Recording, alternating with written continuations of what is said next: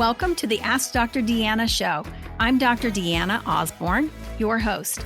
Join me weekly as I cover various health-related lifestyle medicine topics that you get to request. This show is for anyone who wants to proactively improve their health position. I hope you enjoy the show.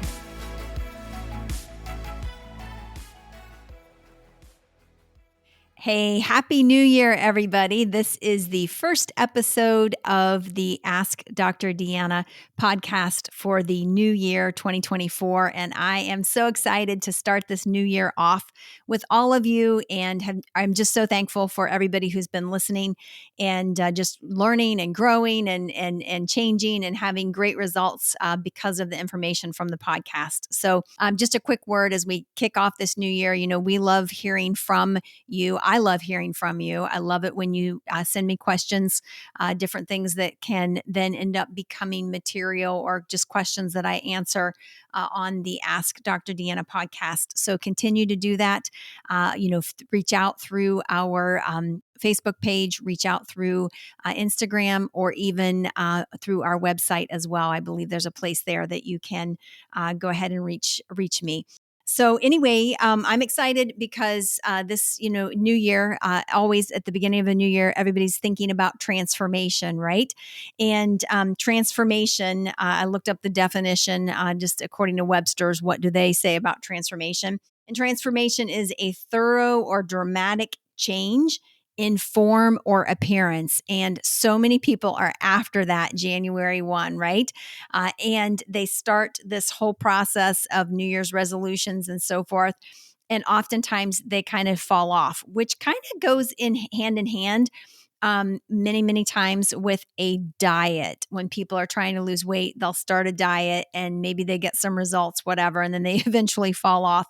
And so what I've been about is really more of a lifestyle. I'm about making lifestyle changes that can make a difference, sustainable lifestyle changes. Okay. So a sustainable eating plan. I actually hate to call it a diet, but a lot of people are after that weight loss. They want to get healthier. They want to really just take care of themselves.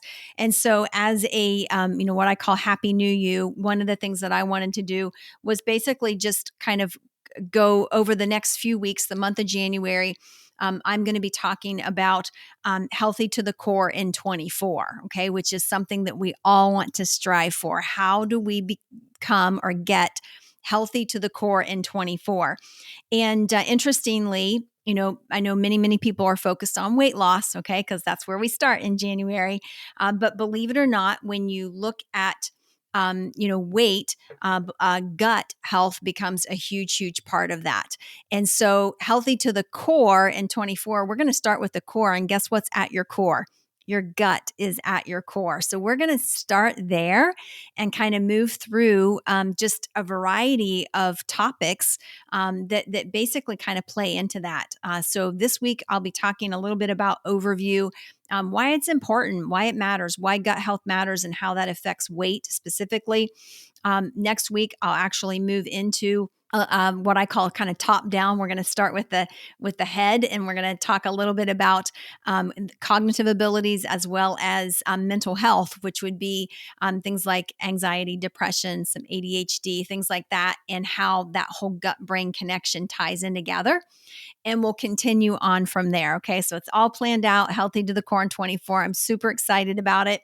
But today, let's go ahead and talk a little bit about just this whole obesity epidemic and what we have going on there, and why the gut does absolutely matter. Okay, so when you look at the gut, when you think about the gut, most of us don't really think about the fact that the GI system is actually one of our detoxifying organs, and we've got things that are moving through. We've got this huge microbiome with just millions and millions of billions actually of these microorganisms that live there, and that help us to basically break down foods, will help us to also make certain nutrients that our body needs. And this whole microbiome is absolutely incredible in terms of how it functions. And so when we look at, what I call microbiome diversity, and diversity just means that, that you've got a variety of microbes in there. One of the things that we realize when you look at the research, studies show that if you have obesity, then typically, if you look at the microbiome of somebody who is overweight, they typically have fewer microbes in their GI system, or fewer types of bacteria, I guess I should say. And so they don't have the diversity that others might have. And so definitely there's this link with obesity. And so one of the things that we want to tackle this month, okay, as we're talking about losing weight and about the gut and about cognitive abilities and mental health, and we'll talk a little bit about hormones, we'll talk a little bit about the immune system, all the things that tie in with the gut. But one of the things that I want people to realize is that the diversity does matter. So looking at probiotics absolutely makes a difference. And fueling your body, giving your body what it needs so that it can do the work that it needs to do, so that it has the basically the building blocks to be able to do what it needs to do. So when I think about the gut and the microbiome and how it affects everything, I start to make a list of everything that is tied into this. And in my practice, in my medical practice, I see so much of this every single day. And if I could wave a magic wand for you, a lot of times I ask if you could wave a magic wand and have a wish for your health or whatever, what would it be? What would you wish for? For me, I would wave the wand, and number one, I would make sugar go away in our diet. But I also would wave a wand, and I would want gut health. Okay. Because I just really think it's the core of so many things. But so what are some of the symptoms that we see, or the problems that we see arising when people are not healthy, when their microbiome needs some work and they need to do some gut work? So, kind of the list that I came up with, number one is bloating. A lot of times when you do not have a healthy microbiome, you'll see more bloating, especially if you wake up in the morning and you feel like your stomach is flat. And then as you eat, go on through your day, that sort of thing, it just keeps getting bigger and bigger and bigger, growing. That would be bloating. And, again, that can be a sign that you just don't have the right balance that you need. Constipation and diarrhea are big ones. IBS, also called irritable bowel syndrome. That's a big component of just healthy gut microbiome as well. Fatigue is a big one. So, if you're having a lot of fatigue, it might be that you need to take a look at this and do a little gut work. Acne, so skin issues, not just acne, but also rashes, because rashes oftentimes are related to allergies and immunology, which again, huge part in the gut, which we will talk about that not next week, but the week after. And then hormone imbalance can actually be linked there as well. Joint pain. Okay. A lot of people don't realize that a lot of our immune system, a huge percentage of the immune system, is actually in the gut. And because of that, when the gut gets disrupted or it's just not functioning right, you will see some autoimmune, joint issues, for example, like autoimmune arthritis, things like that can kind of creep in there. Weight gain. I think I mentioned that in the beginning already. Brain fog. This is a big one. Just the inability to think clearly, the inability to stay focused, the inability to stay on track. For all of you out there who feel like you're squirreling all over the place, definitely could be linked to the microbiome, something to consider. Moodiness, or just, alterations of mood where you're just kind of all over the place, ups, downs, things like that can be an issue, because there is so much serotonin. About 90% of the body's serotonin is actually made in the gut. And, when you have that much, when the microbiome's a mess, you're not going to have your serotonin. Well, we know serotonin is not only linked to mood in terms of depression, and mood elevation, but it is also linked to memory, your ability to remember things. It becomes key. So that's a part of it. Anxiety, I already said depression, ADHD, absolutely. Food sensitivities. Okay. So think allergies. Sometimes people have food sensitivities. This is not necessarily the same thing as a full-on food allergy. Food allergies oftentimes are more that anaphylactic type of allergy, which is mediated by something that we call IgE. But there's also something called IgG, food sensitivity. Okay, so it is a type of allergy, but it's more of a sensitivity, and we'll see that. Allergies, and then also low immune system, which would manifest itself as frequent colds, frequent viruses, the person who's just getting sick all the time. So you probably never thought, well, if I'm getting sick all the time, maybe, just maybe, I need to do some work on my gut, right? Most of us think, oh, I need to boost my immune system. And you're going after your vitamin C, your NAC, you're going after, increasing your vitamin D and some of those sorts of things. But did you ever consider increasing your immune system or supporting your immune system would actually come through the gut?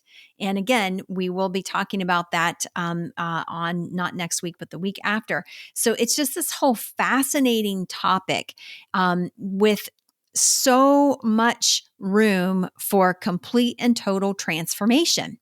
It's not an overnight thing. It's not like a magic pill, flip a switch and you're doing great or whatever.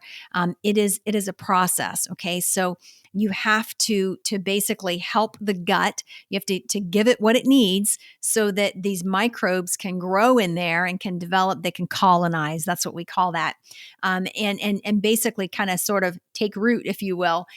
And then you'll start to see some changes. So what do we need to do to create that environment and to help on that pathway of creating that microbiome diversity, that microbiome health, so that we can see the results that we want as we get healthy to the core in 24? Well, some of the things that we need to do. Number one, you guys hear me all the time say whole food, nutrient dense, clean. What does that mean? What do I mean by that? Whole foods, I mean real food, okay? Not the fake stuff, no processed, no packaged, nothing out of a bag, a box, or a drive-through window. You've heard me say that so many times. And I keep repeating it because it is critical. It is such an important component to wellness and being healthy to the core in 24. So we absolutely want to be eating whole foods that are nutrient dense, that are full of nutrition. It's got nutritional value. In one of the past podcasts, I talked about the importance of nutrient dense foods because those vitamins, those minerals, those things act as cofactors to run your biochemistry. A cofactor is basically just a facilitator, if you will. Okay. So like if you got a chemical reaction that has to take place, okay, so this would be a biochemical reaction in your body. So oftentimes you need this facilitator or this cofactor to kind of come in and run that cycle or run that process. And that could be something like B12. It could be something like zinc or copper or, whatever. But basically we have to be eating nutrient dense foods to be able to get that. So if you're just eating the standard American diet, that's a very processed diet, lots of fast food, lots of packaged items, whatever, you're not getting those nutrients. You just aren't. And so how does that show up? Shows up with gut issues, shows up with not able to think as clearly. All of those things kind of come into play. So we want to eat whole foods, nutrient dense, and clean. Clean means GMO free, organic, free of pesticides, free of herbicides. And I get it, you guys, I know, especially in the winter, it's sometimes it's hard to find fresh. It's hard to find, the things are not in season. I get it. That's why thinking ahead, planning ahead, freezing organic, blueberries, for example, that's a great idea.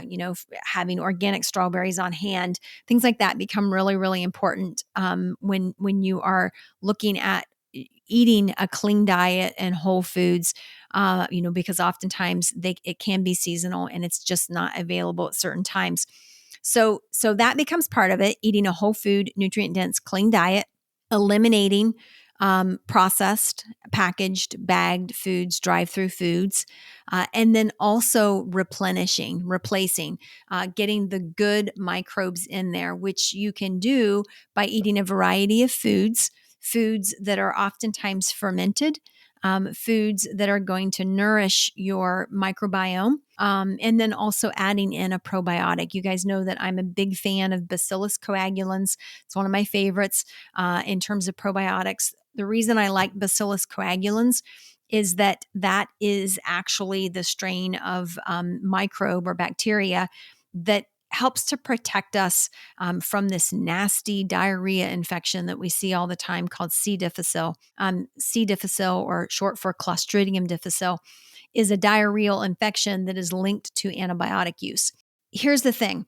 We used to see this, people used to take antibiotics all the time and they didn't get that. And now they do. The reason that they do now is that the food supply has so much glyphosate in it. Glyphosate is Roundup. That's basically a pesticide, herbicide that is going to kill weeds. But the food that it's being sprayed on will absorb an element of that, and that gets passed into our GI system as we're eating these foods that have been sprayed. Think about a lot of grains, things like that. And so what it does is it disrupts the microbiome. Specifically, it disrupts the Bacillus coagulans, which helps to protect us from this C. difficile infection. So it becomes really, really important. And so adding those probiotics in can help as well. And so these are the things that we're going to be talking about. We're going to tackle these together in January. I'm super excited about helping everybody get healthy to the core in 24, and just to be able to make to have a transformation, to absolutely move through the 2024 year and to see fantastic results, not just from the standpoint of weight and how you look on the outside. Yes, that's all important, and healthy weight is definitely a goal, but also how things are functioning on the inside. And, that makes such a huge difference overall. So I'm excited to partner with you and to walk through this together. It's going to be great. We're going to have a good time. We're going to learn a lot, and hopefully you're going to also reap some of the benefits as you kind of take the challenge and jump on board with getting healthy to the core in 24. So thanks so much for joining me. I hope that you'll plug in next week as we talk about just that whole cognitive piece as well as the mental health piece. Those are going to be the two things that we focus on: cognitive, mental health. We'll talk a little bit about anxiety, depression, ADHD, etc. So thanks so much for joining me, and have a fantastic new year, everybody. I hope you enjoyed that episode. For more information, visit me at deannaosborne.com. Find me on Facebook, Instagram, and Twitter at Dr. Deanna Osborne. I really want to hear from you, so message me. I love taking your messages and creating topics from them. Please rate, review, subscribe, and share my show with those who have an interest in health and wellness. Thank you for tuning in, and see you next week.